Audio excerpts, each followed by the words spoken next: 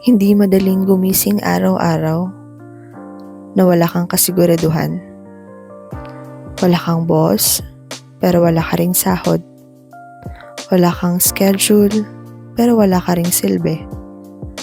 Pakiramdam mo minsan, nawawala ka na.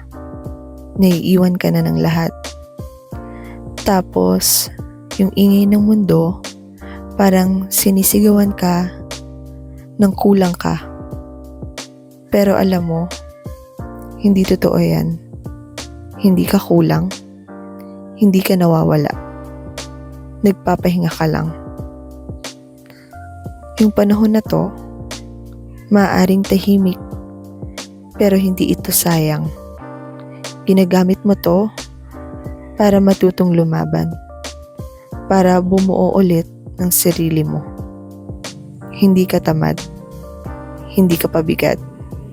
Isa kang tao na patuloy na lumalaban kahit ang bigat na.